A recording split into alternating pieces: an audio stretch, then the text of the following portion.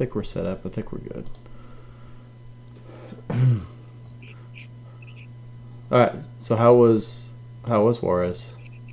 Oh man, it was awesome. For for all the people who don't know, it was two events in one. One was the binational conference Mm-hmm. between um, the border states and Mexico, and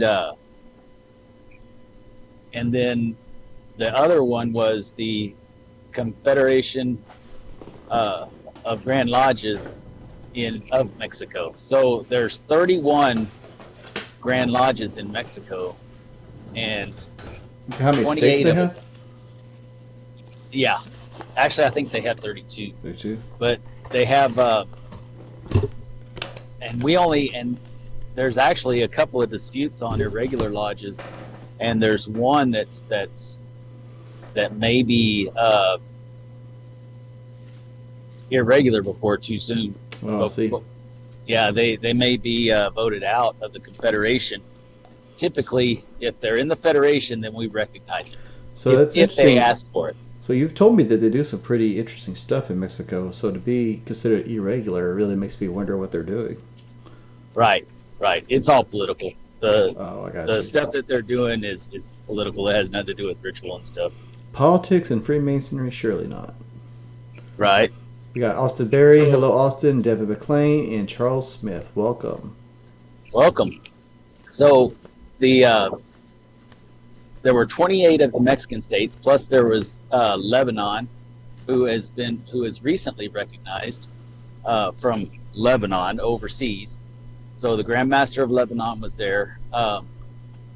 The Grand Master of New York.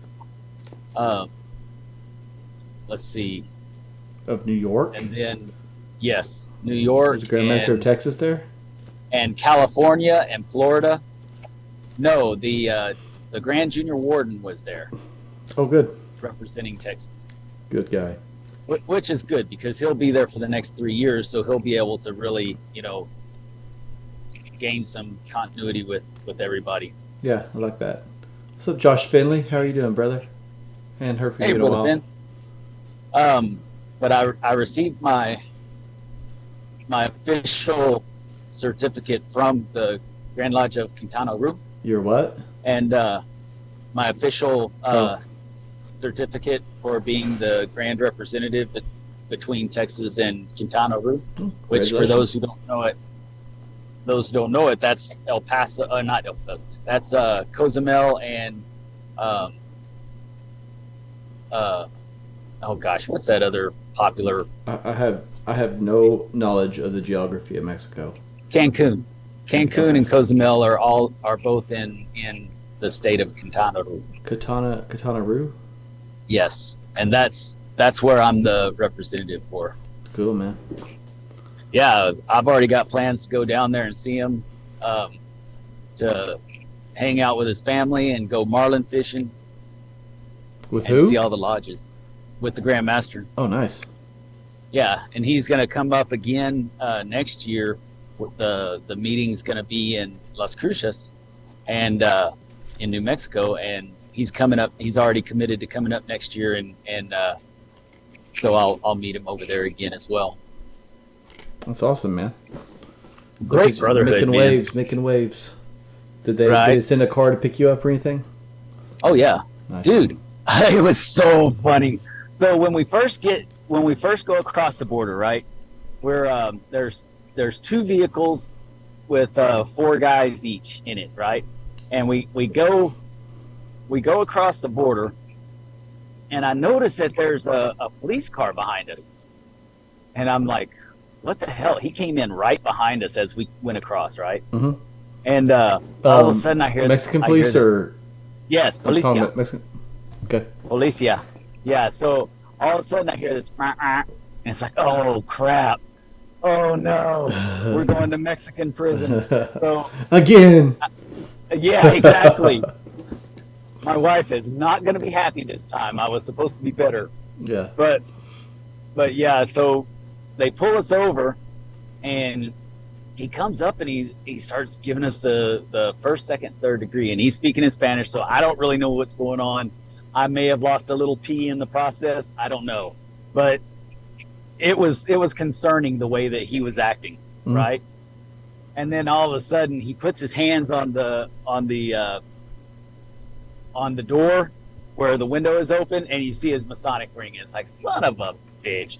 And so he did that to everybody that came in. They nailed everybody that came across the border from Texas doing that. That's funny. But the whole time we had police escorting us everywhere, in front and back. I mean, they were stopping traffic so that we could go by, do our thing. When we went out to the desert we actually opened lodge in the desert. We opened the Grand Lodge in the desert, and I just took a wrong turn. Dang it. Did I do that? You can't talk and drive at the same time. I can't. So kudos to Jason. He did it last time. But so why they open the Grand Lodge in the desert? Yeah, we went out to these dunes to just sand, right? And they've got these Polaris type cars running around everywhere, and there's the police are the tilers with 3 layers of perimeter around us in the desert. In fact, I'm gonna post a picture and everybody can see what it looked like out there in the middle of the desert. Were all those police officers Masons or what? Yeah. Yes. And then when we had our event Saturday, they had a full band of the police with a full band, and they were playing the national anthem and all that kind of stuff, because we had the congresswoman there, we had the mayor there. Man, it's serious over there, that you get real dignitaries that show up for your events, and they don't play around. And they had certificates for everybody that went from the United States. The mayor and the congresswoman had certificates for everybody, welcoming them to Juarez and Chihuahua. I mean, it was pretty cool. That's pretty cool, man. They had the media there. It was balling, man. They do it right, dude. I am still pumped, as you can tell. Yeah. Well, that's cool, man. Yeah, I mean, it's when you go over there, they treat you extremely, extremely well. And we had them around the clock around our hotel. The police? So yeah. In fact, there was some lady said, some lady had some issue. They had gotten drunk or whatever, and she had some issue, and said, "Can we go talk to your police?" I said, "Well, sure you can. They're not my police. They're just police." but yeah, they were there for us. That's awesome, man. Yeah, it was extremely impressive, and every one of those grandmasters, man, when they bring you in, they bring you in. They come in for the real thing. You get real hugs. They know brotherly love and affection in Mexico. That's for sure. Have to go there one day. That'd be fun. Yeah, you've got to make a point to do it. Next year it'll be in Las Cruces, but I recommend you do it when it's in Mexico. After Mexico, I think it's going to be not Sinaloa. It may be. No, it's not going to be Sinaloa. It's I can't remember, but it'll be in New Mexico this coming next year, and then the year after that it'll be back in Mexico. Oh, okay. Well, I need to go to New Mexico sometime soon anyway, too. Right. Well, you ought to go during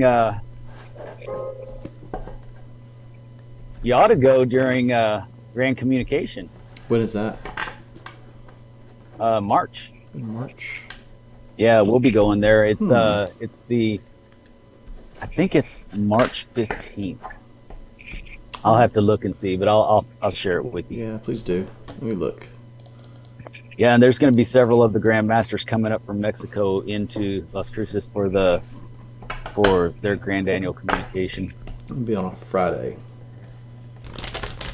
Yeah. Well, they do 3 days also, so it's Thursday, Friday, and Saturday, I think. Oh, I see.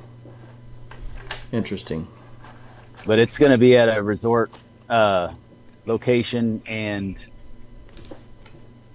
you can actually take your family and they can go snow skiing while you're doing Freemasonry. Oh, cool. Yeah. Yeah, I don't see my children doing that.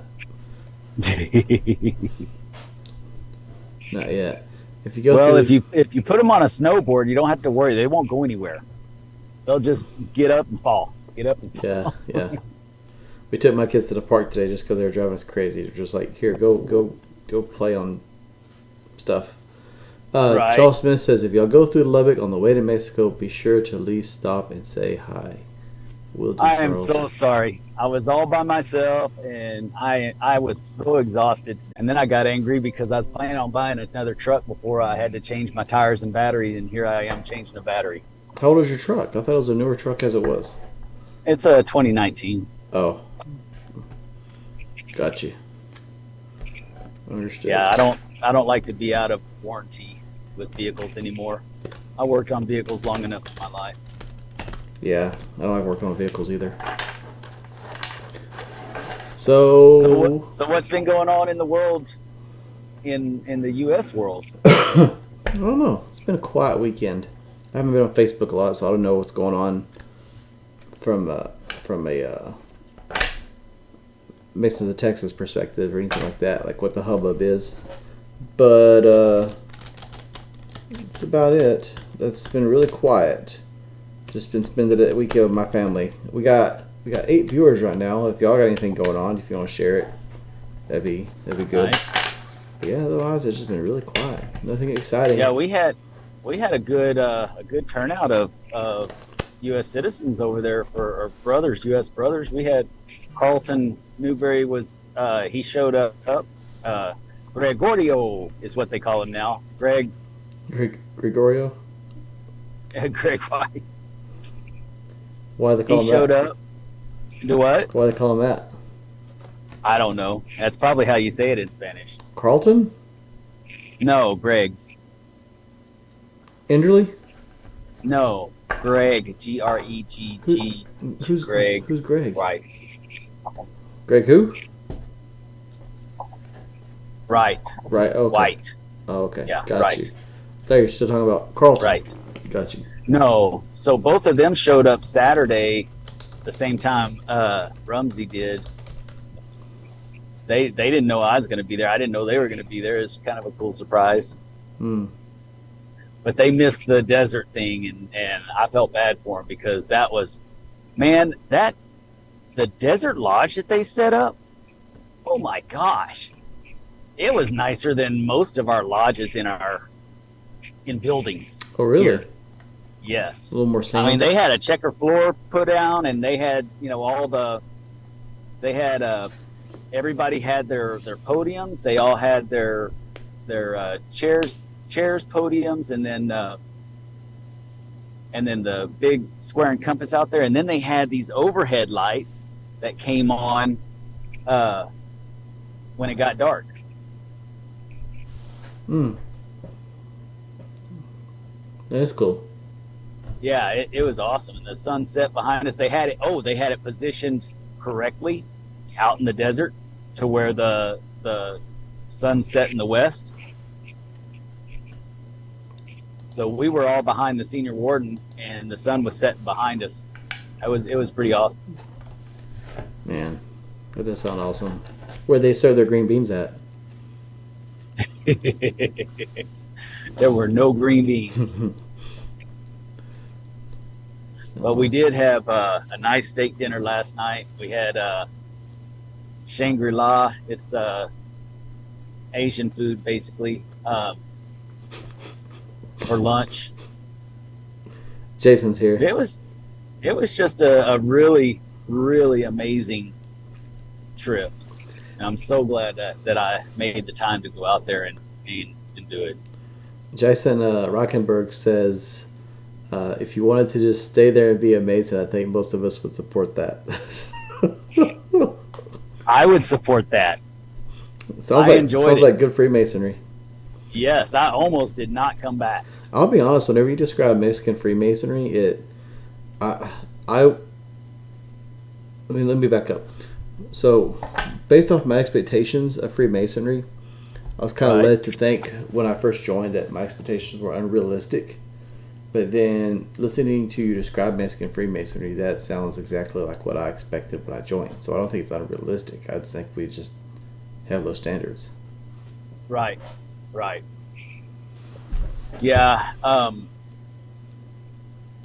was talking to Alejandro, and I told him, I said, next time y'all ought to have a degree or something so we can watch a degree when we come down. Mm-hmm. Yeah, that'd be really good. Because they have the EA degree is intense in itself, much less the master's degree going through to the master's degree. I mean, it's Do they do the Scottish Rite, or what do they do yes, in yes, Spanish? That'd be really cool. yes, yeah, and what's crazy is that a lot of them do not know English. You know how if you've ever gone to Europe, everybody over there knows English, right? And Oh, do they? well, a lot of I them assume do. in England. Anywhere, any store that you go to, like if you go to France or Italy or whatever, they just all know English because I guess because of the wars and stuff, that it was just a common thing to have to be able to communicate. But in Mexico, no, you speak their language and you go down. So I need to learn Spanish. Nice. Yeah, I went to France one time. I was like, "Buongiorno."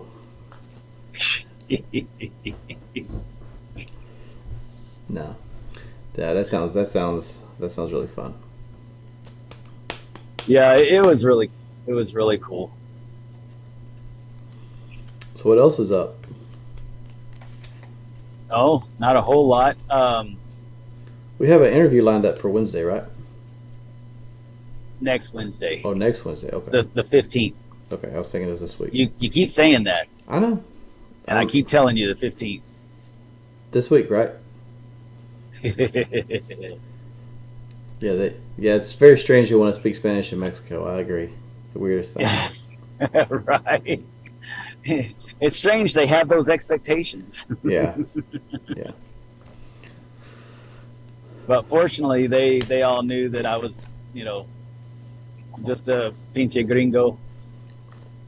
Do we are we going to do an open forum with our next interview? That's really what I was asking for the inner circle. No, not necessarily. Not for this one. I would like for them to be there Uh-huh. in case we have time for it, but there's no guarantees that there will be an open forum because it's going to be like an interview like we normally do with people. So we're already going to have a bunch of questions for them. Yeah. Understood. So talking about Spanish, I always thought it was. Well, I didn't always, but I think it's really strange how we have a state that's so. And granted, like you mentioned, like in Mexico, you have to know Spanish. And I totally understand that, right? But Right. in Texas, it seems strange to me that as closely interwoven as our history is with Mexico and considering the Mexican population here, it's really strange to me that we don't start teaching kids Spanish from a young age. Right. In public I agree. schools and things. I mean, it's just smart, I think, to be able to communicate. I mean, the Spanish speaking population in Texas is large and it's increasing. It's never going to change. It's going to keep increasing. Right. It's gonna expand even further. Yeah. Yeah. So like these young kids, it would make sense if they could speak fluent Spanish or at least communicate in Spanish enough to communicate their ideas by the time they graduate. I mean, Right. Both of my boys are fluent, and then Sarah is learning Spanish now at 8. that's But good. she's been learning it now for a year, so she's got it going on. She's smarter than her mom and I both put together. That's good. That's very good. I gotta open a window. But It's yeah, hot. I agree. And you know what's interesting? I was talking to the past Grandmaster of New York, and he was saying that during his year, um, he was letting everybody open up different lodges, like Italian lodges, Hispanic lodges, um, Irish lodges, Scottish lodges, whatever. He was letting all the different um, nationalities open up lodges under their native tongue. Mm-hmm. And I asked him. I said, "Well, how did you keep the ritual the same?" He said, "Well, there's differences, but the reality is they're going to get more out of it if it's in their native tongue than trying to force them to speak English." Yeah, I agree. And yeah, and so then my next question was, well, how do you have your district deputy grand masters, go around and know if they're doing like what they're supposed to be doing if he's not fluent in both? And he said, well, on the official visit night, it's required that they do everything in English, but otherwise they're told that they don't have to show up at that lodge except for the official visit because they wouldn't understand what's going on. Yeah, I like that. Yeah, I mean it makes And sense. that goes back to what we're saying. I mean, we especially on the border. I mean, you got a lot of lodges that would probably be more successful if they could operate in Spanish. Right. Well, I've got a good friend that he's going to join an irregular lodge in Texas because they speak Spanish. Yeah, But because it's competing with Grand Lodge doesn't want to accept them as is it irregular or clandestine? well, it's considered clandestine. That's what it is. But they still do the regular work. Yeah, they still do the York Rite work, but Gotcha. but it's all Spanish. Yeah, But that's the excuse that I heard several times was that, well, we have to be able to have our, district deputies, help them and the committee on work help them. We wouldn't be able to keep the ritual the same. Well, you know what? It's or not the same anyways. or we could leave people alone and let them practice their Freemasonry. Right. Exactly. Yeah, we don't need quality assurance. Yeah, when you witness how they did their opening ceremony and stuff like that in Mexico and then even compared to like New Mexico, Arkansas, uh, Minnesota, I've seen those different variations and they're all different already anyways. Even though they're in English, they're different. So what's the big hang up besides control? Yeah, yeah. I won't get started on that too much, but I agree. I agree. I think variety is the spice of life, right? Right. Would you watch the same movie several times in a row, knowing exactly how everything's going to go, exactly what to expect? No, No. most people would not. So No. maybe that's what they want. They want every degree and every lodge like the same movie over and over, right? Same delivery, same timing, same words. Right. Ideally, that's what they want, and that's just boring. Why would I? I mean, if I could watch it at home in my hometown, why would I go to the next town over and watch the same exact movie? Right. Well, I understand why they were concerned at one time about it, as far as there's some people that still, even though we have forums and the committee on work, there's still people that bastardize it all over the place. I agree. But that's it. But that's the point that the past Grand Master made from New York. He said, you know what? I've seen all these English lodges doing the work, and every one of them mess up somewhere. Well, yeah. So it's not the same work anyway. So why are people being punished for not speaking or not being native in that tongue? Well, it's like going to see a cover band somewhere, right? It's a song you've heard, but it's just delivered differently. It sounds different. Right. It's exactly. I mean, that's why they're successful. But Well, yeah. hell, even the bands that wrote the songs don't do it the same way live. Oh yeah, I mean I've heard like live songs from bands. It's like this sounds like crap compared to like how it sounds on the CD Right. or whatever. It's like I'm gonna listen to the CD on the way home and replenish my faith in this band. Yeah, Yeah, I've seen bands get so drunk they couldn't play and all kinds of stuff. yeah. Drunk, drunk if you're lucky, that's all they are. So Right. yeah, I agree. It's good to have some variety. And the thing is, you can say, well, what if they start doing things really, really, really crazy? Well, then that probably will not go on for very long. What I mean is, Right. if they're doing something just wild and out there, well, first of all, in that case, yeah. I mean, if you're hazing people or something, yeah, groundhog should step in. But I think also what's going to happen is people are just going to stop joining. Why would you join? I tell you what, I don't think so. I don't think so. I disagree. And here's why. Because in Mexico, they intentionally try to scare you off before you get that first degree. Yeah, but I don't consider that hazing. I'm They talking about also- physically assaulting people and stuff.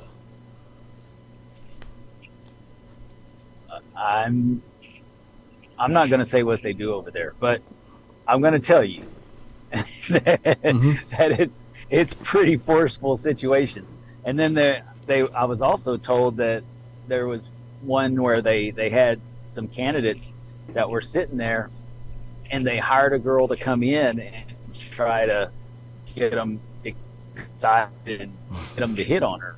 And as soon as they did it, they get out. Wow. That's funny. Yeah. So they really, their experience is a lot more serious than ours. They're definitely quality over quantity. Charles says we have a member of our lodge that English is his third language. He told him his work, he had a hard time learning it, but he says he enjoyed it. Yeah. John T is here. He says he could play Stairway at 15 years old. Jimmy Page didn't write it till he was 21. So that's funny. Do what? He says he could play Stairway to Heaven. 15 years Yeah. old, and Jimmy Page didn't write it till he was 21.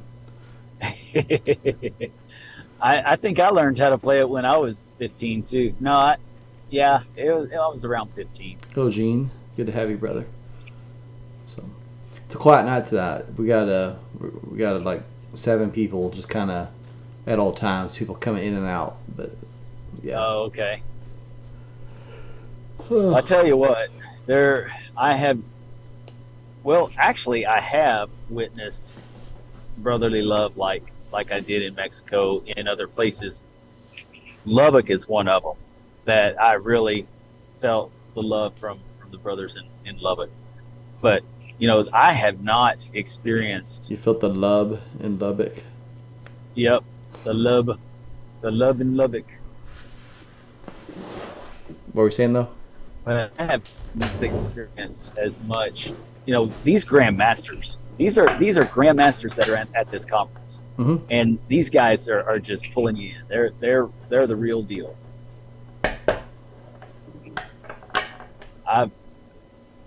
Actually, Brad hugged me several times, but other than that, Billings. yeah. Yes, Other yes. than that, I've never really had grandmasters do that. They'll shake your hand, but. So Devin And there's a certain way that they do also. Devin McLean says he was hearing some Shriner stories of hazing earlier. That's interesting. And then Jason says his son is petitioning Guadalupe Lodge on Thursday. That's really exciting. Congratulations, Jason. Oh, nice. Very cool. Just keep him away from Dennis for a while. Let him learn. It's too late. He already Too late. knows who Oh, the okay. cool guy is. Oh, okay.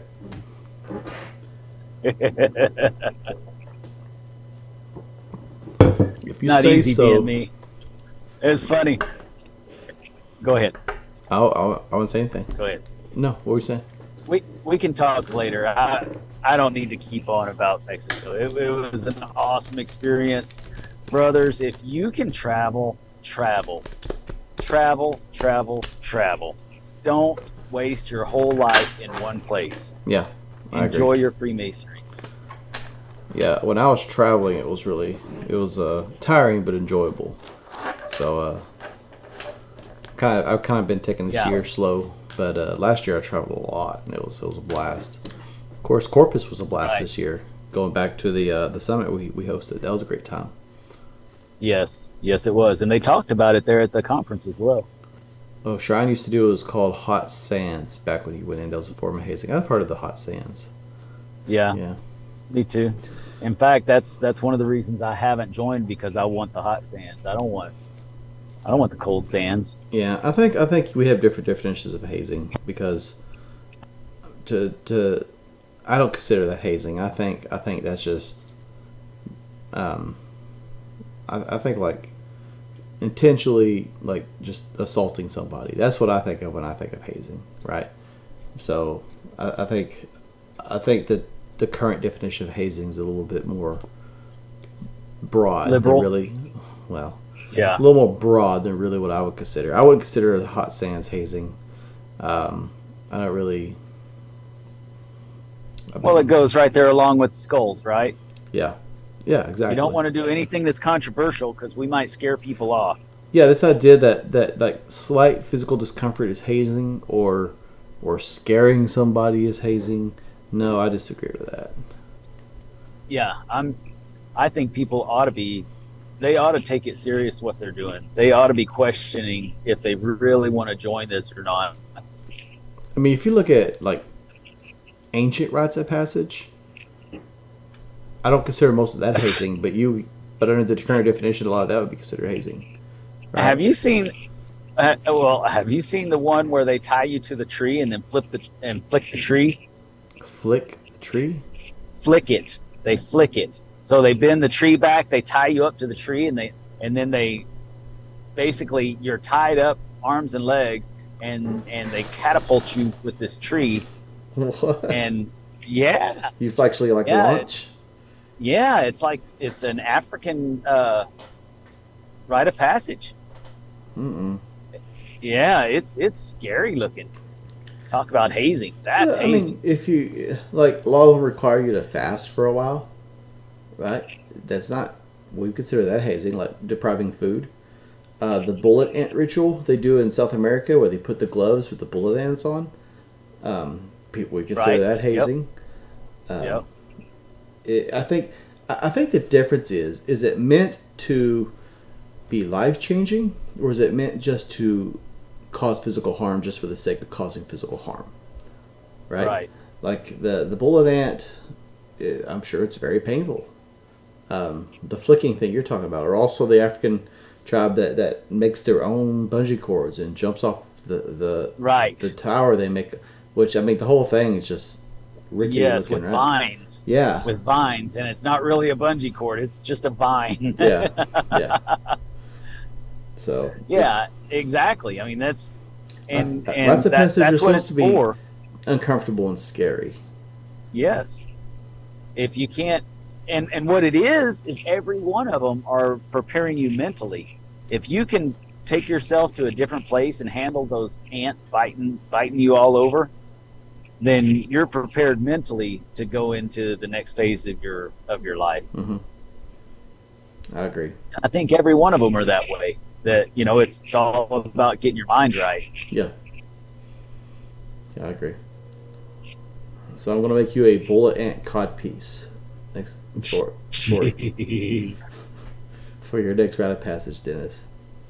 You get your mind right. You Nice. get your mind right. Yeah, I can do it. Yeah. I can zone out, buddy. I don't know. They're supposed to hurt a lot. I do it every time. I do it every time I have to listen to ritual. That hurts a lot too. Hmm. Bad ritual, not just ritual. Yeah. I should have. Yeah, I I know. should restate that. I figured that was what you meant. Oh Yeah, but we gosh. don't need anybody coming in online saying, "Oh, he's talking about the ritual." Oh well. Haters gonna hate, man. Yep, haters gonna hate. Haters gonna hate.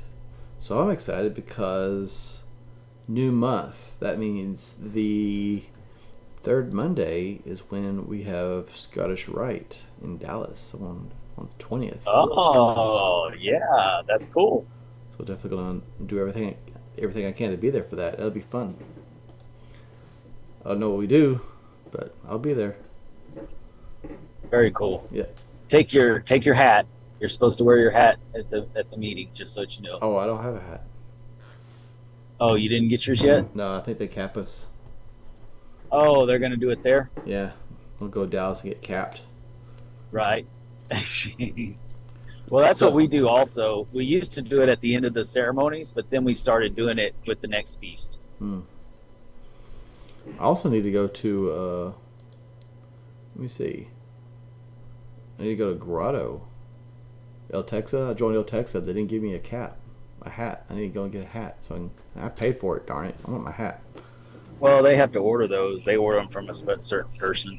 Well, We're chartering Grotto and Goliad, and I finally decided I'd go ahead and join. oh, I wasn't look at going you. to. Yeah, I wasn't going to, but then they needed more people to get it going, and so I went ahead and sealed the deal. Are they going to do? Just going to obligate you or do the ritual, the degree? I'm sure they're gonna do the degree once we're chartered and everything. Because Because when they did the degree we- in temples, the first time in like 50 years, the degrees have been converted in Texas. For Really? Colorado, yeah. It's usually just. well, then I'm gonna insist on it. Well, they had people from 'Cause like out of state and stuff coming, like their equivalent of the grand officers, because it was such a rare thing, such a unique thing. Right. So, I mean, it'd be good. Nice. They were cool degrees. I enjoyed them. I mean, it's Yeah. it's not like you participate. You kind of just I think there's one you participate, but or maybe one part. I think it's just one degree. It's like a long degree. The one that obligates you. Yeah, but it was very cool. I like the story and everything. Right. So, Well, we've insist on it. submitted 3 names. Go ahead. I said insist on it.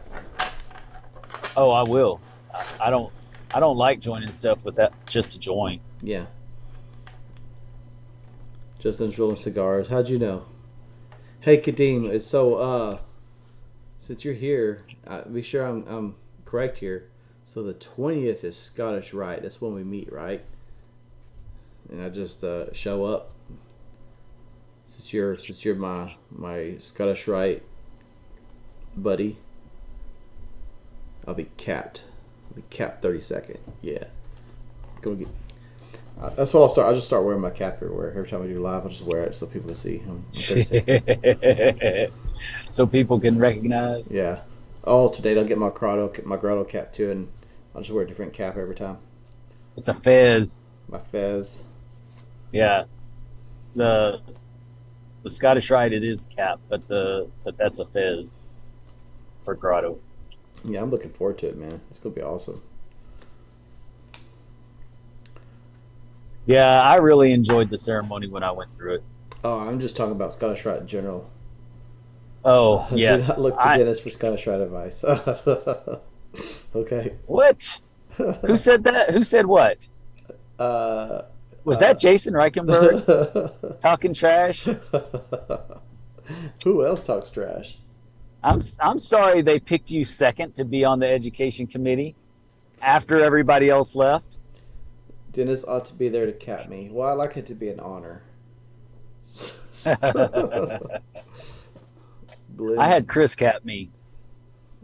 Chris. Oh, Williams. Williams. Yeah. Yeah, that'd be really Yeah, cool. Brad was there. He was Venerable Master at the time, I think. No, he wasn't. He was just PR, but he was there, and I had Chris cap me, so I had both of them there with me. That's awesome. That was a big honor for me. I'll let Kadeem do it. That'll be my honor. Nice. No, I don't know how they do it. I'm sure they got someone in mind already. So. Oh no, you get to pick somebody. Oh, I do? Well, they do Yeah, in San they have Antonio. the venerable master will cap you unless you have somebody you want to cap you. Oh, That's part of it. That's just part of it. well, I'll get my man It here. is an option. I'll get my man here to do it. Did everybody register for Grand Lodge? I have not registered for Grand Lodge. Oh my gosh, I registered. Actually, I registered before it started. It for some reason it was active before 10 o'clock, and I actually got in there and got registered and ready to go Yeah, before the big rush. is there a book of resolutions yet? Like, do we know what the resolutions on paper are going to be yet? The the uh, the committees should be done with it by the 15th, and then it should come out a couple of days after that. So probably around the 17th or 18th, we'll have something. It feels later than usual. Don't we usually have them by now? Or am I just imagining No, things? you're just imagining it. Hmm. I'm just But eager. then after they come out, so that the members know, we're gonna have Craig Enderly on with us to go through the resolutions. Has Craig been on here yet? And I'm gonna tell you right now, I know, yeah, yeah, he was on there talking about the internet committee before. Okay. Don't you remember? I don't. I would have been surprised if he hadn't been, though. We had a robot. Do what? Yeah, we robot dogs. You You broke don't up. remember talking about his robot dogs? Oh, yeah. See. Okay, yeah. Okay, that rings a bell. Yeah. I was thinking I would have been surprised if we hadn't talked to him yet, but I was like, which video was that? Right. But I've already cemented that in with Craig. He'll be on the show going through that with us. Awesome. And also register for Grand Chapter and Grand Council. When are those dates, Kadeem? Do you know off the top of your head? That's in December, isn't it? Well, maybe I'll be off anyway, and I don't have to take off. I guess I need to go. Are you there? Man, I need an aspirin. Do what? I was like, you got Me? real quiet, yeah. Oh yeah, I was looking for an aspirin. You're driving. Been driving a long time. You're driving and live streaming and digging for aspirin. Yep. Man, many talents here. It's not easy being me. Yeah. It's not easy being me. Every time they ask me in Mexico, every time they ask me, "Do you have anything to declare?" I say, "I declare I'm beautiful." You shouldn't travel and lie. I do declare. Do what? Say it's not nice to travel and lie.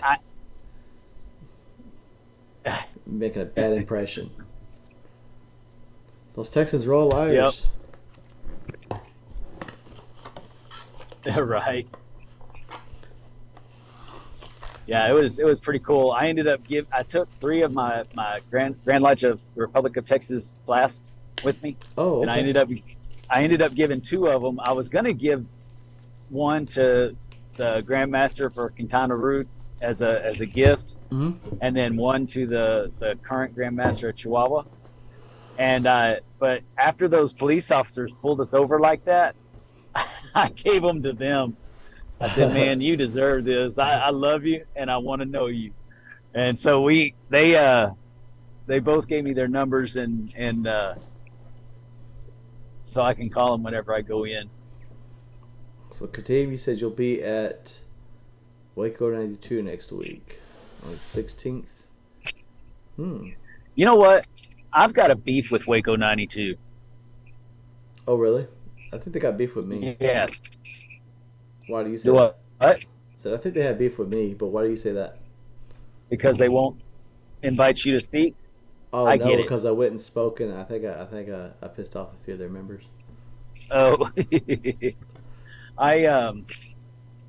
I'm upset because they brag about Dr. Pepper coming from Waco, and yet they couldn't get it in Mexico. I had to drink Coca-Cola all weekend, except for when I was drinking scotch, and that was very disappointing. You drink sodas? What are you, 6? Yeah, man, I had to. I am so tired right now. Oh, well, that's what coffee's for. Oh no. Big boy drinks. Put in Coffee, yeah, coffee is for people that like breath that smells like ass. You don't drink coffee? No, and I don't drink it before. I would definitely never drink it before a degree. Yeah. For all you listening out there, don't do it. Just don't do it. It's Act probably a like you good thing care that about you don't drink somebody. coffee. Yeah, I know. No, that's part of the process. It's part of the process. The coffee breath is part of it. Oh my gosh. It smells like green beans and coffee. Ugh. Yeah. There were no green beans there this weekend. That was awesome. Mm. Was it a real meeting then? They really do things different over there. Yeah, I mean it was legit, man. Every bit of it was legit. Kadeem, what's your presentation gonna be over? Do you know? I'm curious. I was gonna say maybe I'd invite you to one of my lodges, but I'm not a member of the one lodge I would invite you to. So I'm not sure. I'm curious. I'm doing one on Between the Points Oh, okay. for Zerny Lodge I like that. here Gotcha. in December. I don't have any more presentations for the rest of the year. Man, I know. I've got 2 in December. I'm actually kind of relieved. Let me see. I was looking at this the other day. I'm trying to see when my next one is. I think in February is my next actual presentation. No. March maybe? It's a ways away. Yeah, it's a ways away. I intentionally kind of didn't schedule anything too soon. Well, for those who are close enough to Zerny to visit, their lodge is a daylight lodge on Saturday. So I will be up there giving a presentation next month at their stated meeting, and then I'll be in Salado after Grand Lodge, the Monday after Grand Lodge. If any of y'all are close, y'all can swing by and visit. We can get together. And that one will be it's Robert Burns night, and I'll actually be in my kilt and everything. And then that one I'm going to speak on legacy because of the fact that Robert Burns has such a great legacy in the craft and in Scotland. I mean, it's just so. The presentation is going to be on legacy. So I'm going to talk on the 18th. I'm going to Salado to give a presentation. I had another one. I'm going to Wichita Falls next year, but I don't see it anywhere. I don't know where I put it. But that's the only 2 that I know offhand that I really have coming up. Right. Yeah, I've got to look at my schedule because I'm trying to make Wichita Falls where I can work it out and get up there when I'm on my way to another event or something and coming back because it's so far for me. Yeah. Yeah, Kadeem says he's doing a presentation also for Salado. He's going to do it about his travels, which will top off with lodges from England, France, and Germany when he visits next month. Dude, you need to, you're making us all look bad.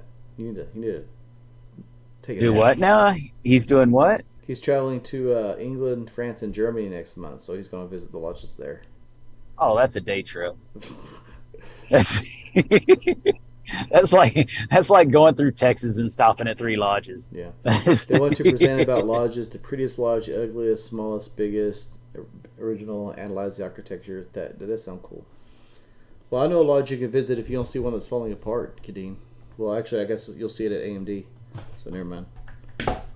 Feel free to mention it. I know of about 600 lodges that are falling apart. Yeah. Well, this is sad because it's one of the larger ones. It's a larger building for a small town. And that's one of the things that we were talking about. Yeah. It's just sad. I wonder if you see that in Mexico. I bet they have good lodges. I bet they're proud of the lodges there. They well, the ones that I've seen are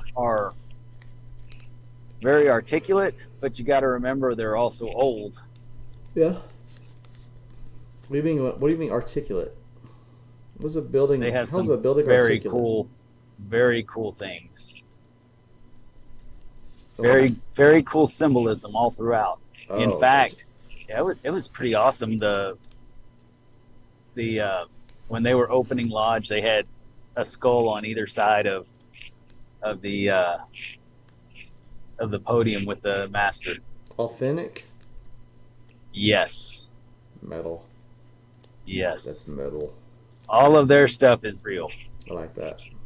Yeah, their brothers actually donate their remains to lodges if they don't have.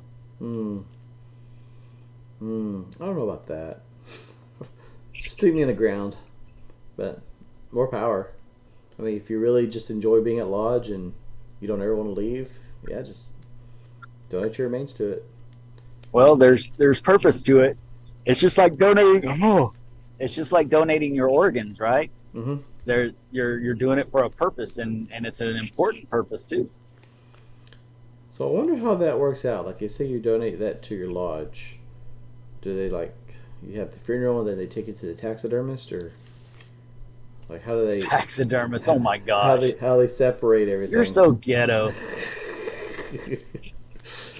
There's enough people with enough pull in Mexico Freemasonry that they could do probably whatever they wanted to.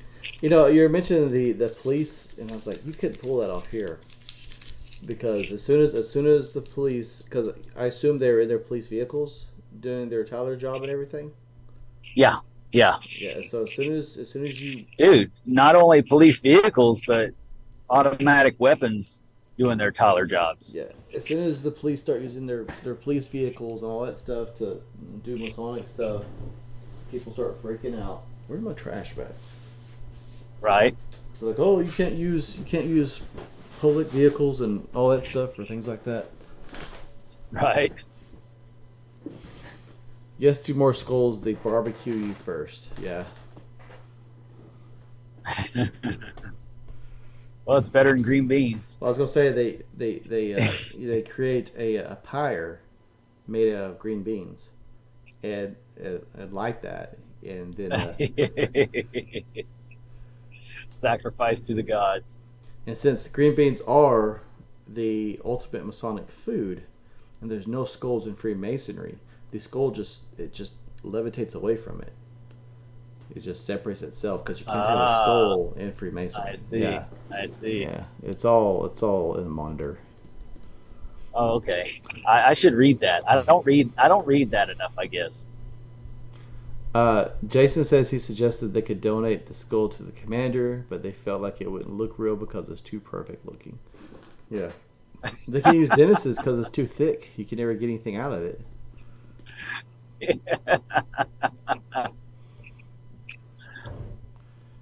If you use mine, I want you to pour liquid in mine and drink from the nostril. That's what I want you to do, or drink from the eyeball. Charles gifted a Masonic Improvement membership, and Kadeen received it. So thank you, Charles, and congratulations. Very Kadeen. cool. Thank you, Charles. I was going to mention You know the memberships tonight actually because we've been having a whole lot of members only content lately as far as Right. Zoom meetings and things like that, and we will be going back to eventually to where we have during our interviews bringing on the inner circle to listen and maybe ask some questions after. So I don't know. I don't think it doesn't sound like we're doing it for our next interview, but it's something we'll Well, probably be doing I again. do want them to be there. I do want them to be there just in case we have time. But Yeah. if we don't have time, don't get upset about it because there's specific purposes for the next few Yeah. interviews that we have. So there's a lot of value, and we're also looking at doing a dinner for the inner circle at Waco at Grand Lodge that Thursday, and we said Thursday, Maybe. right? Maybe. Well, maybe Thursday. We're going to try for Thursday. Yeah, we need to meet again. We're going to meet again probably and kind of iron that out a little bit better because we didn't have a whole lot of people at the last inner circle conversation. But we're also looking at doing a retreat for members only, the inner circle also. So there's Yes. lots of value to be had. So actually, let me pull it up and I'll post the link because it's definitely a great thing, and it definitely helps to support Masonic improvement. And I mean, it pays for our Zoom, pays for the Well, website. yeah, and we're in the process of building a new website that we're going to have memberships that you won't have to be associated with Google or YouTube or any of those guys to be able to see our content. You'll register with us. Yeah, It'll be straight through us, and we and weren't all the content. we weren't really, at least I wasn't really pushing it for a while because we were focused on the summit, and I knew we were working on the website and everything's going to kind of change once we have the website eventually. But Right.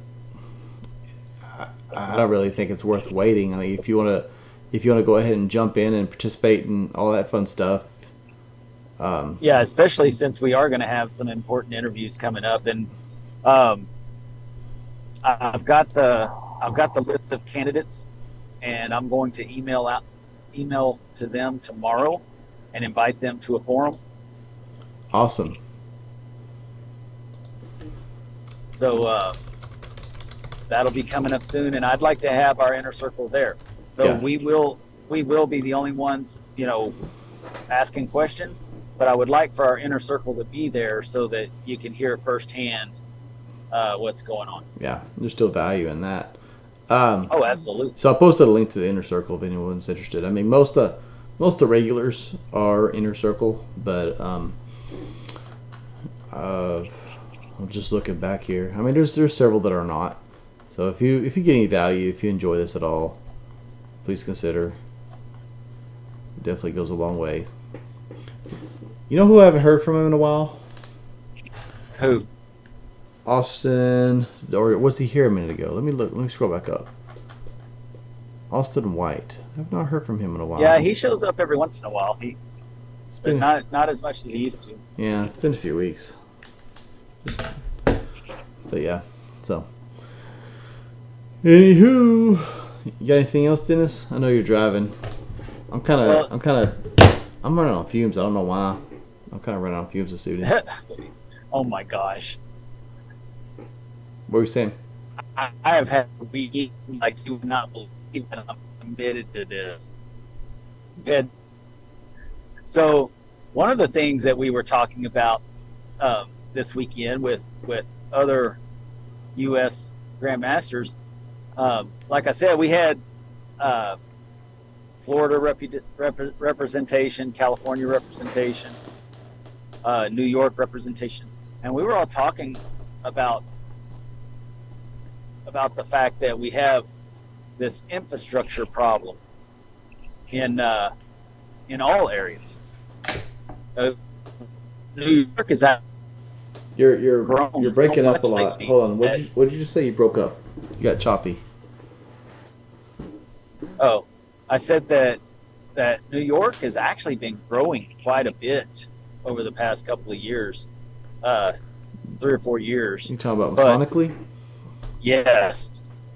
So they may be able to, reestablish some lodge buildings and stuff, but everybody else is dealing with the same thing that Texas is, and we have an infrastructure problem, and we're spending way too much of our time and resources spread thin with all these lodges that should not be propped up by us, all these lodge buildings. Mhm. We shouldn't even have, like in Dallas, at the Scottish Rite in Dallas, they have 11 lodges that meet in the Scottish Rite building. Mhm. 11. And you got to figure that most of those lodges probably only have 10 people show up, more than likely, right? Why are they not consolidating to make one big lodge of 60 people, right? Yeah. 60, 80 people to really strengthen their resources. That's the killer thing that's going on, is that we've got too many people that are too attached sentimentally to buildings and to lodge names. Is it Instead that or is of it being- ego? It's both. Yeah. You got your legacy guys that their dad was raised in this lodge, and their kid was raised in this lodge, and so you've got several generations that were raised in this lodge, and they want to hold on to that name forever. Well, that's not realistic. If y'all are the only 4 members of that lodge, maybe it's time to go to a different gosh. Yeah. Well, yeah, because you got a lot of lodges, well, a lot of districts that are supported by the same people that are members of all the Yeah. lodges. Well, and that was, and I actually changed my opinion on it because I used to say, well, we ought to utilize these big buildings and have more lodges meet in them. But then after talking with them, it's like, why do we only have 10 people showing up for a meeting when we can have 60 people show up for a meeting? It just doesn't make sense. Why are we holding on to these names? And you're right. A lot of it is ego, and a lot of it is sentimental. Some of it is sentimental attachment that they don't even realize is sentimental attachment. They're just afraid of the unknown. They're afraid of being swallowed up by some other entity. Devin McLean says attachment leads to suffering. Yeah, that sounds like it's almost like Buddhism right there, right? What? Attachment leads to suffering. Yes, it does. What is your definition of Masonic fellowship?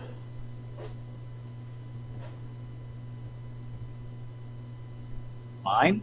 Yeah. Your definition. Well,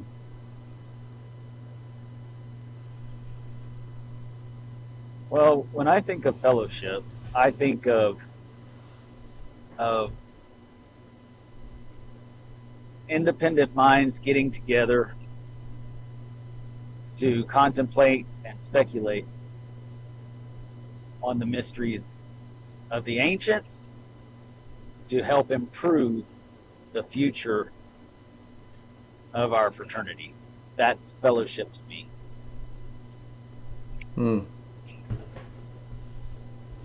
Fellowship. I don't know. Do what? I hear fellowship. I think of like the fraternal aspect. Right. I don't necessarily think of the education or anything like that. I think that's separate. I mean, I think it should. I don't think so, because if it's Masonic, it should be education. If you head to the pub with a whole bunch of your brothers, I consider that. Well, I said Masonic fellowship. Yeah, I think for Masonic fellowship, like if you're looking strictly at it, I don't necessarily think like business meetings or anything like that. Right. But right. I associate that with I associate Masonic fellowship with a good meal, accompanied by some kind of beverage that's probably not a soda, right? Right. Which means it's probably not having it at a lodge, at least not in Texas, and some kind of presentation. Yes. Something along those lines. That's what I consider like really good fellowship. Sitting around with your brothers. I agree. Having a deep conversation, discussing Masonic concepts, ideas, and having some kind of education. Yeah. So I guess mine's pretty similar. Yeah. And I'm not talking about just any kind of presentation, like, I gotta say, and I'm not trying to hurt anybody's feelings. I love Aaron Tazinski. I do. I love the man. I love the brother. I do. But I don't see the value in the active shooter program. I don't, because it's not Masonic to me. That's people wanting to take up arms to live in. I don't know. I just don't think that's a Masonic presentation. And I don't like presentations like that. I don't like the ones that are generic, that you could get at any Lions Club, any city hall meeting, or anything like that. If you're in a Masonic setting, we should be thinking of things that are improving ourselves on the inside to take to the outside. I think it's necessary. And what's necessary? Presentations like that. I think being educated on concepts like that is necessary. The same thing on active shooter. Yeah, I mean, same thing like being a teacher, right? I don't think most teachers that started 10, 15 years ago thought that they'd be having to do active shooter training and shelter in place training and all this kind of stuff. But that's right? The thing is that we're not secular. We're not supposed to be secular. Well, my point is, Like you have training on how to be a better teacher, but you also have this other stuff, which is just housekeeping stuff. Like you need to know how to do this, and I think I mean, unfortunately, we get a lot If they want to more. do that, do it in OLT. Well, they do that in OLT. It was an OLT. At least one of the ones No, it we went was to, the one in Fort Worth. I think Tuzinski presented it. right, but it wasn't all of them. No, And this year it's been going all around to the lodges individually. yeah. Well, I mean, I think if a And lodge finds value in learning something like that, no, I don't want to be a member of that lodge. well, you're not, are you? Nope, Okay, there you I'm not a member of any of the lodges that did that. go. Yeah. I'm not interested. So you're I saying think that if we're going to be Masons, we should be learning Masonic stuff, not secular stuff. I can go to a city hall meeting and learn that stuff if I want to learn it. If I'm secular? in lodge, you're taking away my value by having lessons that could be taught to anybody that's profane in the world. So if someone came to your lodge and gave a presentation on why taking care of your body and living healthy is important, I would walk out. you'd walk out. Even if people could gain value and develop as men. I can get that on the internet. Well, I don't see value in that Masonically. Okay. I would say you can get most things off the internet, but that's fine. Agree to disagree. Yeah, I mean that's what Freemasonry is about. We can agree to disagree. It's okay. Mhm. We can have these discussions and still walk away as brothers and friends, and that's what Freemasonry is about. But if I didn't learn the true lessons of Freemasonry, I wouldn't be able to do that. So you got all these brothers that are coming in fresh from the streets that haven't learned the truest sense of the ritual and what it means being taught active shooter program. I mean, you're putting, I don't know, you're taking away from what they should be learning, in my opinion. I will say in regards to like that and the law that lets us conceal carry and stuff in lodge now. I think that kind of defeats the purpose of the Tyler. I think Right. that's the purpose. And granted, you That's his job. and you say, well, he's just out there with a silly ceremonial sword. What's he supposed to do? Well, he's not really supposed to be out there with a silly ceremonial sword. There are lodges that meet in countries today that where Freemasonry is illegal, and they're heavily militarized countries, right? There's And the Tyler actually has a rifle, and he's actually there doing his job. And I think we have allowed everything to just become so ceremonial that we forget the actual purpose of the Tyler is to protect everybody inside, because they're not supposed to actually have weapons. right. Right. I agree. And talking to the Grandmaster of Lebanon this weekend, Mhm. you know, What's funny is I think it was actually Lebanon that was in the book I read about. probably, and No, it was they Joppa, actually wherever Joppa is now. It's not Lebanon.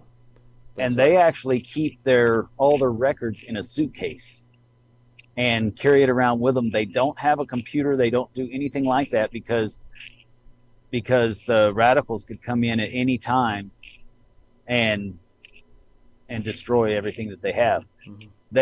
They actually one time during the fighting, they actually took the suitcase out into the woods and buried it out in the woods to protect all the items of the lodge. Mm. Yeah, Yeah, I've thought about that before. Like, say, because it's happened in the past, it's not ridiculous to think something like that. Say suddenly the government was one day say, "Hey, we don't like Freemasons. We're going to round them all up." Right? Your information's everywhere out there. Granted, you and I, we're public faces, so we're just kind of in trouble anyway. But right. um, like if they could take over the lodges, and there's all the members, there's all their information right there. We could track them all down, find every one of them. So Right. Well, and going back to the program that we were talking about, and like I said, I do know that that's a valuable program because he's a professional, and he knows what he's talking about with that program. But in reality, we are not living in the same world as that brother from Lebanon.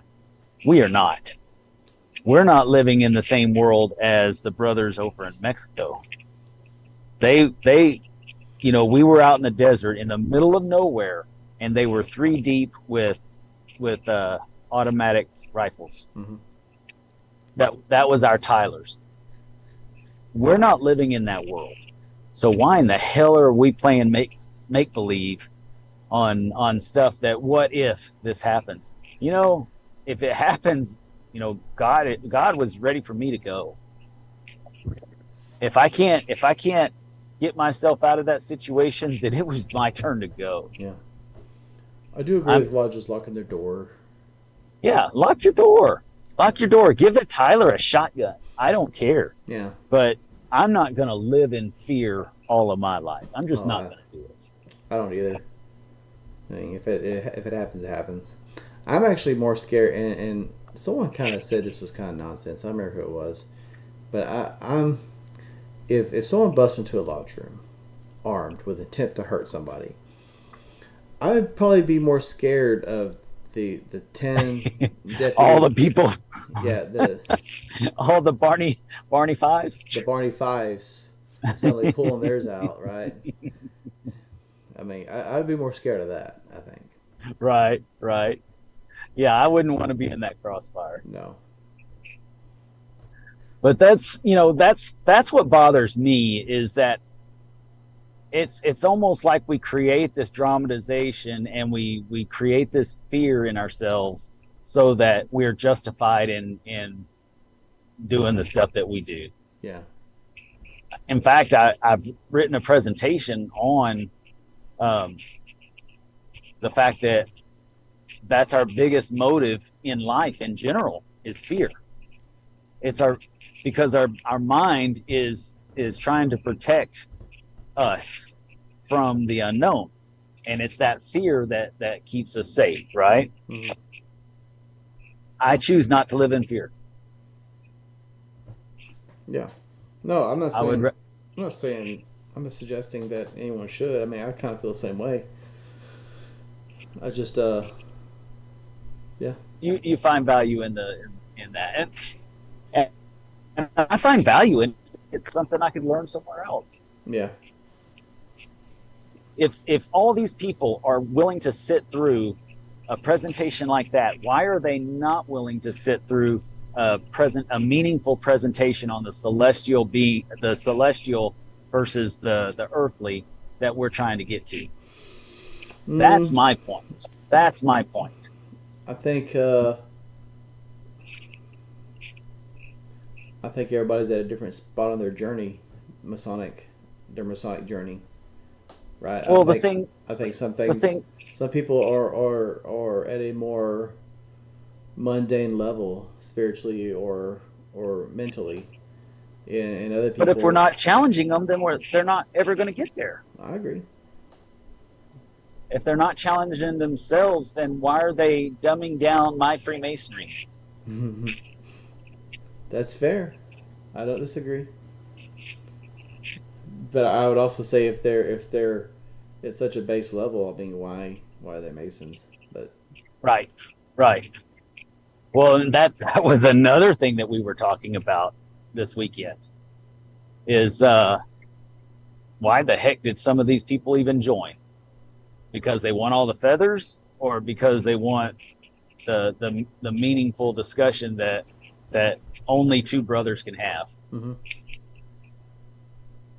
Yeah, Devin says, I thought to be a Mason is to challenge yourself in this regard. Yeah. Do what? Devin says, I thought to be a Mason is to challenge yourself in this regard. It's disappointing to say this isn't so in a lot of cases. Yeah. Absolutely. And what do I always tell everybody? I always tell everybody, I challenge you to change my mind.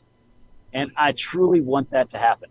and that's why I'm willing to argue it out with Justin here, because I want him to change my mind if he can. Mm. If you give a good enough argument to change my mind, then I'm the better for it, right? Yeah, I agree. I agree. And I think that everyone should have that mindset going into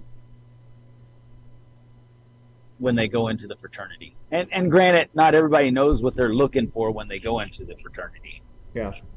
But today, in today's world, if it's not a legacy petition, then those brothers have already researched it on the internet, and they're looking for something more.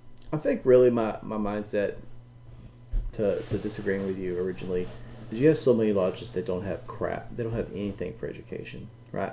And they don't necessarily know where to start, or they're bad at. I think something's better than nothing, and even if it seems non-Masonic or mundane to you, they may get something from it. I don't know. I mean, I've heard it. I've heard it. I've been to a lot of trainings like that, so I just kind of, and I think a lot of us probably have by this point, right? But where did you get that training? In other situations outside a lodge. I agree. Yeah, that's like I was saying. I think a lot of people probably have had this training before, in some aspect, and I think also a lot of this. Well, I can't say it's common sense, but so I don't know. I think. Yeah, you would think it was common sense, but it's not. I've seen the presentation myself, and I really learned a lot from it. I've been to a lot of lodges where there's nothing but business, right?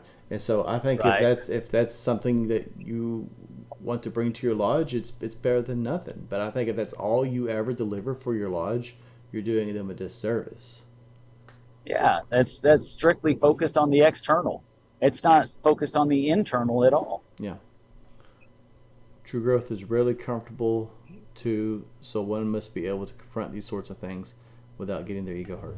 Yeah, I agree. Right.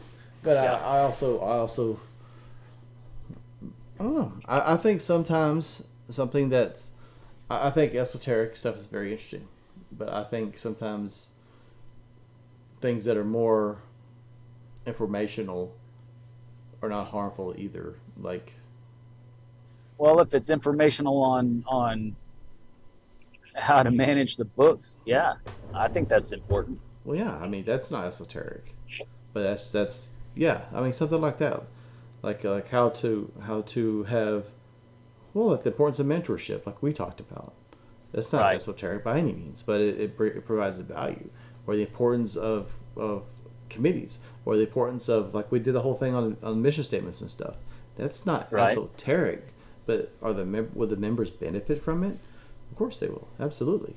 And so I think, I mean, if I gave a presentation on how to change the oil in your car, right? Yeah, you can Google that. I mean, dang, that's not something that really anybody needs to know, or something that not everybody needs to learn from me because they can find it somewhere else. But I think there's certain conversations, certain presentations that it's not esoteric. It still challenges your preconceptions, and it still forces you to reevaluate how you approach your Freemasonry and things like that. I mean, I would even say, like the example I was talking about with like your physical fitness and stuff. Your body's a temple, right? Your body is where your spirit dwells. So right. I think. Well, and I thought about that a little bit while you were saying that too, but I didn't approach it from that. I thought of it when I said it, but I didn't approach it from that because I was trying to keep it pretty basic, right? But there's rabbit holes for a lot of these things. So I agree that there's probably some things that are very basic and don't necessarily provide a lot of value. But I think a lot of things also that, if you say the importance of creating committees, that sounds really mundane, but it has a lot of value from a Masonic perspective. A lot of Masons don't know how to. I've been in so many lodges where the stated meeting comes along and they're trying to have a committee meeting in the meeting itself, And it's Right. like that's Right. not the purpose of a committee. So these are conversations we need to be having too. Right. And frankly, if we can have these conversations and get things running like they're supposed to, we have more time for the more esoteric stuff because we're not listening to people discuss 15 minutes how they want to run their raffle, right? Because now it's a conversation they've already had and they make a recommendation. Right. I don't Zach, know. It's a toss up for me. Zachary Haston says, "Hey brothers, great to catch y'all live. Good to have you, brother." Devin Glad says, to have you on. I find so many people put the spirituality on the back burner as if the material controlling it is and more important And when. Sorry. yeah, and that's my point. That's my point. Is that there's this wall that let's say 80% of the craft have because they grew up in a different fraternity than what we have that's starting to occur again, Mm-hmm. going back to prior to the last century. There's this wall that if we keep it superficial enough, we don't really have to work on ourselves. Yeah. And I think that that's one of my pet peeves in our fraternity, that there's too many other. Yeah. I think we need questionnaires. I was one time. Your what? Oh, I lost you. I thought you were done talking. I guess you got choppy for a second. Are you there? Oh yeah, in between towers, in between cities. Oh, I was saying Are I you think we there? need like a. Can you hear me? Yeah, I can hear you. We need like a questionnaire for new Masons. So, Yeah, we were talking about that also Oh, with were the you? mentorship program. so like Remember? for not like interest. Well, I guess you could. So I don't know if you know this, Dennis, but I'm kind of a little bit of a nerd, and back in the day Tell me. on these role playing games, before you even start your character, it used to ask you some questions, and they're all scenario questions. Like if you're walking through the woods and you see a wounded griffin, and it's suffering, do you kill it? Do you leave it? Do you heal it? Oh my Stuff like that. gosh, Dungeons and Dragons. But anyway, my point is, so you give these new people a questionnaire like, hey, you're invited to a presentation. Which one do you go to? The one about investing money, the one about the references to the sun and Egyptian mythology, or yada yada yada, right? And so Right. they answer the questions, and by the time they're done, you kind of have a profile for this guy. Like, is he Right. is he It, is he Masonic material or not? exactly. Like, That's how we guard the West Gate right there. yeah, just a little innocent questionnaire. That's a great idea. That's a great idea, because today we need people that can dig deeper than Yeah, how to mop your floors and how to make green beans, and because we've got young men that are coming into our fraternity that are looking for a real interpersonal relationship with real mentorship, with real philosophical talks, and no, they're probably not going to be at the level of some of our speakers that are out there. yeah. We have The more I think of it, the more I really like the idea of something like that, like a questionnaire. It's like, so it doesn't replace the investigation process. Like the committee still comes and you still meet with them and everything, but this guy does a questionnaire, and before the lodge votes on this person, granted he should have been there visiting for a while, but before they actually vote on him, they get a copy of that questionnaire and they look it over as a lodge. right. And if there's no wrong answers, right? But if this guy is like answering fundraiser for everything and we're in an esoteric lodge, then he needs to join this lodge. Right. What it does is just reinforces what the conversations should. I mean, there should be no surprises on this, but it puts it all in a quantifiable form. Devin McLean says, I'm looking for more mystic spiritual practice such as those seen in the Martinist order. I still look to Paul Reyna as an example, even though he's not with us anymore. The dude was a legend in my book. Yeah, Paul Reyna. Right. We did not get enough time with Paul Reyna. I wish. Well, and we had that's him on yeah, here. and that's kind of the point that I was making earlier, is that not everybody in a Blue Lodge is going to be ready for a Paul Reyna, Yeah. and that's a fact. Well, yeah. I mean, that's what And I'm saying and too. Yeah.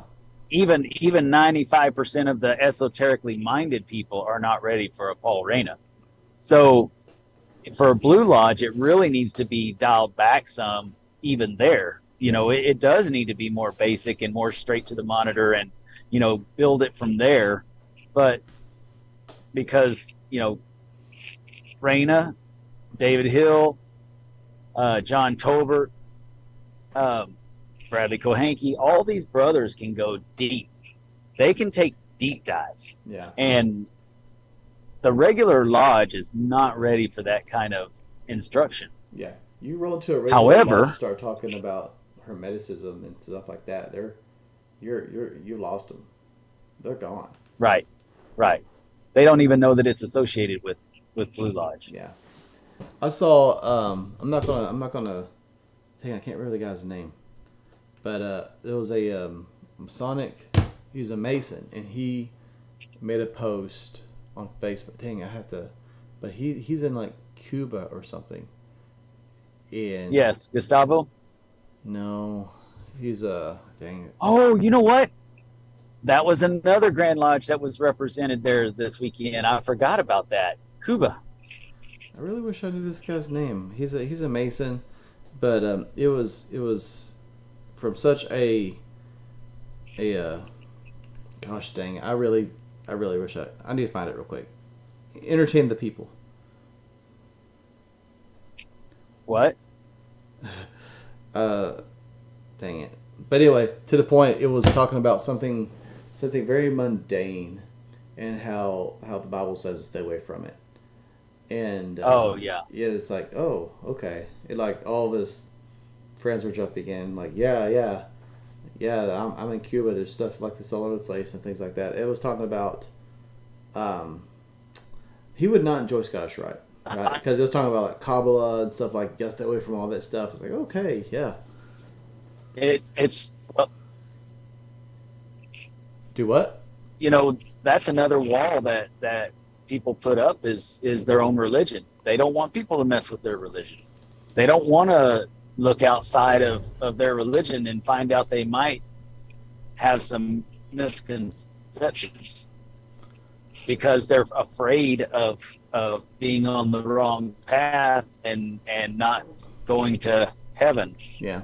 I mean, I'll tell you what, about once or twice a week, I'll hop on YouTube and just catch up on the comments, kind of respond to comments and stuff. And Right. the rudest and most hateful comments always come from people that claim to be Christian and claim Yes. to know more about Freemasonry than I do, or claim that I'm not Christian even though I am because I'm a Freemason. Like they know better than I do, right? It's like the most Right. the most Well, it's like that one video that we showed, that you showed the other day, that Brad showed with us. It's just yeah. not their type of. It's not their Christianity. Yeah, it's not their flavor of Christianity. So, yeah, and so if you don't, yeah, you're wrong if you don't believe exactly like I do. Exactly. Yeah. Right. I think in all reality, Freemasonry is really the closest thing to the purest non-denominational faith that there is. Yeah. Because all people are welcome. It doesn't matter what flavor Christianity you are, what flavor Buddhist that you are, what flavor Hindu you are. It doesn't matter. It's all encompassing. Yeah. Yeah. I think that's And what they hate we've about lost it. a lot of that. Yeah. That is what they hate about it, because it goes directly against what the Bible says, right? Yeah. But then that same fanatical type, and I'm not trying to hurt our listeners' feelings or anything, but that same fanatical type um, mindset, that's the exact same mindset that the Muslims have that want to kill us, right? It's that same mindset that it's my way or the highway, because my book says this is how it is and your book doesn't. Your book says it's a different way. Yeah, I agree. Yeah, it's you can't. I don't even try to convince people. You can't. Once they drink the Kool-Aid, there's no going back. So. Well, I'm more concerned about convincing our own membership than convincing anybody on the outside. I want our own membership to understand what they're a part of. I still kind of stand by what I said. I don't disagree. I don't disagree with what you're saying, but I think you have a lot of Masons that, they are exoteric Masons. Right. If that makes sense. They joined. Oh yeah. They joined Freemasonry for exoteric reasons, and they're interested in exoteric Freemasonry and anything.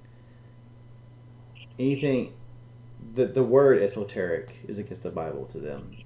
Esoteric is associated with the occult, which is satanic. So right. So anything like that is totally against their worldview, and they'll never accept it. Right. What's up, Oscar? What's that? Happening, Oscar? Yeah, Oscar Cordova. Everyone's at a different point of understanding on their soul's journey. Nobody is better or worse. I agree. This is true. I don't think anybody's better than anybody else. I think everybody's at a different point. And I agree, exactly. They're at a different point, not just on their soul journey, but a different point in their life. And so I don't claim that. I don't hold it against anybody, right? But yeah, I mean they are where they are, and nothing I say is probably going to change that. Let me put it this way: I could definitely say things that will put them in a lower vibration, if that makes sense, but I can't necessarily elevate it, right? Not on YouTube or with a 5-minute conversation or anything like that. It's easier to bring down than it is to raise up. Right. And so, I mean, I could definitely make their situation worse. Right? I could put them in a worse mood. I can make them dislike Freemasonry more, but I can't really convince them they're wrong. If that makes sense. Right. Well, and I'm not telling anybody that their religion is wrong. I'm not saying that. No. I'm just saying that we have to be accepting of everybody's journey. Yeah. And that's the point of our fraternity, is that we are all on separate journeys, and we have to be open to somebody else's journey being what it is. Whoa, there's a bunch of deer out right now. I got to be careful. Oh dear. Oh dear. It's deer season. Mm. They've been shot at all weekend. They're staying close to the road. It's safer. Yeah. But yeah, that's and I probably said it too harshly or too matter of factly, to where I sounded pompous in what I was saying. But that's not how I meant it to be. Hopefully all of our listeners know that by now, that I say exactly what's on my mind. But it's not because I feel like I'm better than anybody, but I feel like we aren't addressing those issues in the lodges, and we need to address those issues. That's the education we should have in lodge, and not education on how to shoot a 30-06. Yeah. I just don't know. Not that anybody's doing that. Nobody's learning that in lodge. I'm just saying. Yeah, this is Texas. They already know how to do that. Figuratively speaking. Yeah. Yep. All right, man. I'm ready to wrap up. Already? Dude, it's been an hour and a half. Well, I'm not home yet. Oh, I'm sorry. I've got about 10 minutes left, I think. So what are your final thoughts? Final thoughts. Yeah. Brothers, travel, travel, travel. even if you're enjoying your Freemasonry experience with your brothers locally, that's great. That's awesome. I want you to keep enjoying that experience. But please, please press your own boundaries, travel and meet brothers outside of your jurisdictions, and it will help you in broadening that headspace that we live in, right? The more I meet other Masons, the more I realize that my Freemasonry is not near what it could be. And I travel a lot.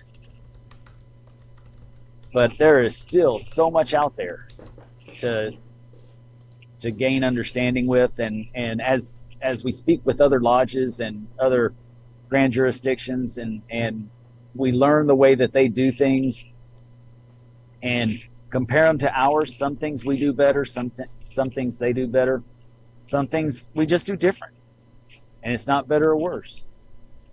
But unless you travel and get to experience those things, you have nothing to compare to. It's just like if you're raised a Christian and you never pick up another book besides the Bible in your whole entire life. You're pretty much limited to one book and one experience. Whether it's the spiritual nature of the allegory of that Jesus brought, or it's the historical nature of the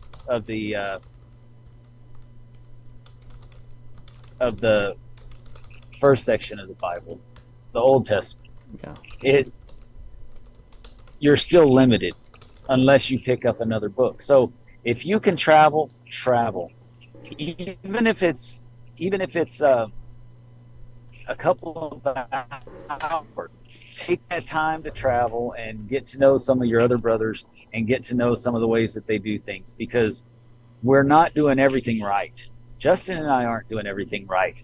That's why we travel. That's why we're open to these discussions. That's why we love having the live shows, because then you guys put us to task. I can't tell you how many times that I've gotten off the show with you guys and have gone and researched and written a new paper because of the discussion that we've had on the show. Without y'all, our Freemasonry is mundane. Our Freemasonry is boring. So I encourage you to go out and make your Freemasonry exciting and make it challenging, so that next time that guy comes to you in your lodge, you have an answer that he's not going to get from everybody else in the lodge. That's the point. That's what I think we should challenge each other to do, is to be that brother that has the answer that nobody else is going to have, because that's going to start the conversations, and that's when we grow as brothers and a fraternity, and as individuals. That's when we grow. I love you all. Thank you so much for entertaining my driving while I'm trying to get home from Juarez. It was a wonderful trip. If y'all want to know anything about it, just holler at me. I have so much to talk about. It was such a great experience. I hope everybody experiences something like that in their Masonic journey, at least once a year, because it was that impactful. I wouldn't be able to. I wouldn't be happy if that was the only time I ever experienced that in my whole Masonic journey. So, anyways, keep it between the points, brothers. I just want to revisit real quick the spiritual journey. Like everyone's on a different mile marker on the spiritual journey, right? Different degrees, different degree in the spiritual journey. And I think that's one of the biggest challenges as Freemasons, is that we have to, or just anyone that's trying to grow spiritually, you have to at some point, you have to understand that every religion has an exoteric and an esoteric aspect to it. And the exoteric if you liken it to like a